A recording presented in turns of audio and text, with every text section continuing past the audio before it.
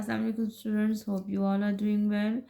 From unit number 1 and from page number 12, we are going to start our grammar work exercise. Yesterday we have read about the noun, common noun, proper noun, masculine and feminine noun, singular or plural noun.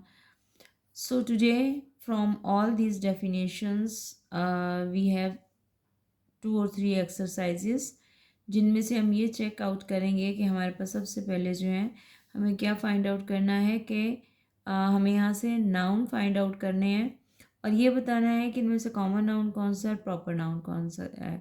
So recall all the things in your mind कि what is common noun and what is proper noun. The general name of person, place or thing is called a common noun. For example, chair, girl, boy, man. And proper noun is the specific name of the thing or man or animal. So let's start. यहाँ हमारे पास already underline word है, उन्हीं word को हमने देखना है कि वो नाउन कॉमन नाउन है या प्रॉपर नाउन है. अगर कॉमन नाउन होगा तो उसके ऊपर सी लिख देंगे, प्रॉपर नाउन होगा तो ऊपर पी लिख देंगे. So first of all, Ahmed went to the park with his friend. Ahmed, Ahmed is the name of a boy. So Ahmed हमारे पास क्या है, हम अहमद के ऊपर क्या मार्क करेंगे, that is P. It is a proper noun. Went to the park, park is a common noun, so we write here C. With his friend, friend भी common noun है, friend का कोई नाम नहीं है, so C.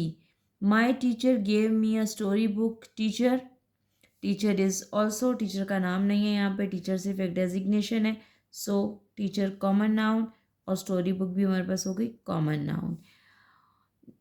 C. Lahore is a city in Pakistan. Lahore name of the city है तो हम इसे करेंगे proper noun.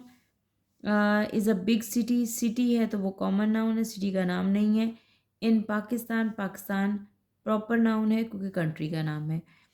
The boy is playing with a ball. Boy और बॉल दोनों ही हमारे पास क्या है, कॉमन नाउन है. बॉय का कोई नाम नहीं लिखा तो वो भी कॉमन नाउन है और बॉल भी कॉमन नाउन है. Fatima and her cousin are baking a cake. Fatima लड़की का नाम है तो हम इसे प्रॉपर नाउन करेंगे. कज़न कॉमन नाउन है, कज़न का कोई नाम नहीं है, और केक भी कॉमन नाउन है. ठीक है, सो हमने कॉमन और प्रॉपर नाउन को सेपरेट कर लिया. Now the next one is circle the countable noun in the list below. इनमें से जो चीज़ें जिनको हम काउंट कर सकते हैं उनको आपने सर्कल करना है. First of all, apple is here. So what do you think, can we count the apples? क्या हम एप्पल को काउंट कर सकते हैं? Yes, we can count the apple, so circle the apple. Sugar, we cannot count the sugar, so we don't circle it. Next one is chair. Yes, we can count the chairs. हम chairs को count कर सकते हैं, so make it a circle. Bottle, yes, we can count the bottle, so make a circle. Milk, we cannot count the milk, so हम circle नहीं लगाएंगे. Pencil, yes, we can circle it क्योंकि हम इसे count कर सकते हैं. Rice, we can not count the rice. Cup, we can count the cup. Water, we can not count. और बनानास, वी कैन काउंट. ठीक है, तो हमारे पास जो काउंटेबल और अनकाउंटेबल हैं वो भी हमने यहाँ पे लिख ली. Next one is fill in the blanks with the correct uncountable noun. अब आपने उन चीज़ों से इन ब्लैंक्स को फिल करना है जो कि अनकाउंटेबल है. हमारे पास यहाँ पे वाटर लिखा हुआ है, मिल्क लिखा है, राइस लिखा है, शुगर, फ्लोर, ये सारी वो चीज़ें हैं जो अनकाउंटेबल है. So first sentence is please give me a glass of dash. अब ग्लास ऑफ है तो ऑब्वियसली या फिर वो वाटर होगा या मिल्क होगा, तो हमने यहाँ पर एक चीज़ लिख लिया. फॉर एग्जाम्पल हमने यहाँ पे लिख लिया please give me a glass of water. So we need some dash to make tea. चाय बनाने के लिए हमें किस चीज़ की ज़रूरत है, वी नीड सम मिल्क, वो हमने लिख लिया यहाँ पे. नंबर 3 आ गया, I spilled the dash on the kitchen floor. Spilled का मतलब होता है कोई लिक्विड चीज़ जिसको हम गिरा देते हैं, तो यहाँ पे हम फ्लोर भी नहीं लिख सकते, यहाँ पे हम शुगर भी नहीं लिख सकते. ना ही राइस लिख सकते हैं। तो यहाँ पर दो चीज़ें हम लिखेंगे, या मिल्क लिख सकते हैं या वाटर लिख सकते हैं, एज पर योर चॉइस। अगर आप यहाँ पे वाटर लिखना चाहें तो वाटर लिखें, मिल्क लिखना चाहें मिल्क लिख लें। I spilled the milk on the kitchen floor, ये भी ठीक है। I spilled the water on the kitchen floor, ये भी ठीक है। Next one is he added a cup of dash to the dough. Dough बनाने के लिए उन्होंने कप ऑफ क्या डाला, यहाँ पे आपने कप ऑफ फ्लोर लिख दिया, ये भी ठीक है। कप ऑफ शुगर लिखेंगे तब भी ठीक है। He added a cup of flour to the dough. And the last one is the jug is full of. Jug है तो ऑब्वियसली किसी लिक्विड से फिल अप हुआ है, या आप यहाँ पे वाटर लिखेंगे या मिल्क लिखेंगे, तो दो ही चीज़ों से हो सकता है। सो राइस, शुगर और फ्लोर जो है वो यहाँ पर ऐड नहीं होगा, ठीक है। सो हमने मिल्क यहाँ ऐड कर लिया, so that's right. Fill in the blanks by choosing the correct collective noun from the word bank. Word bank में आपके पास वर्ड दिए गए हैं, टीम है, फ्लॉक है, बंच है, क्लास है, हर्ड है। आपको करेक्ट वर्ड चूज करके लिखना है। अ डैश ऑफ बर्ड्स, बर्ड्स का हमने कल भी पढ़ा था कि बर्ड्स का जो ग्रुप है उसको हम क्या कहते हैं, that is called a flock. So a flock of bird was flying in the sky.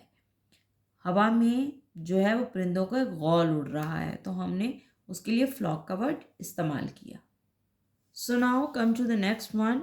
The dash of cows was grazing in the field. जो एनिमल हैं उनके लिए मोस्टली, और स्पेशली जो पेट एनिमल्स हैं उनके लिए हम हर्ड का वर्ड यूज़ करते हैं, ठीक है। तो यहाँ पर काऊ है, काऊ के लिए हमने हर्ड का इस्तेमाल किया, जिसे उर्दू में हम रेवड़ कहते हैं। The dash of cows was grazing in the field. The dash of cows means the herd of cows was grazing in the field. Our cricket dash won the match. Cricket हो या हॉकी हो, कुछ भी है, अगर उसके आगे कुछ नहीं लिखा हुआ तो वहाँ पे टीम ही आएगा। तो our cricket team won the match. D, I have a dash of flower to my teacher. I gave a dash of flower. Flower क्या होता है, उसका बुके हम बनाते हैं, एक गुच्छा बनता है या कंबाइन करके देते हैं, तो आई gave a bunch of flowers, यानी बहुत सारे फ्लावर्स को मिलाकर उन्होंने एक बंच बना लिया।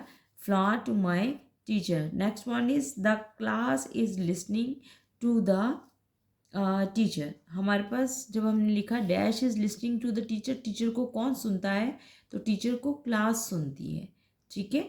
सो ये हमारे पास हमने कलेक्टिव नाउन से चूज़ किए थे। इसकी जगह और भी वर्ड हो सकते थे। अगर हमारे पास यहाँ पर फिश से रिलेटेड कोई चीज़ होती तो हम यहाँ पे स्कूल लिखते, अगर की से रिलेटेड होती तो बंच लिख लेते, या डिफरेंट इसी तरह के हमारे पास और भी कलेक्टिव नाउन हो सकते थे। So this is all for today, and your diary is unit number 1 page 12 and 13 learn activities ABCD। आपको 4 एक्सरसाइजेज आज की डेट में करवाई गई हैं और ये आप घर पे रिपीट करेंगे और अपने बुक पर ये तमाम काम कंप्लीट करेंगे। This is only the book work. Okay, अल्लाह हाफिज़ स्टूडेंट्स।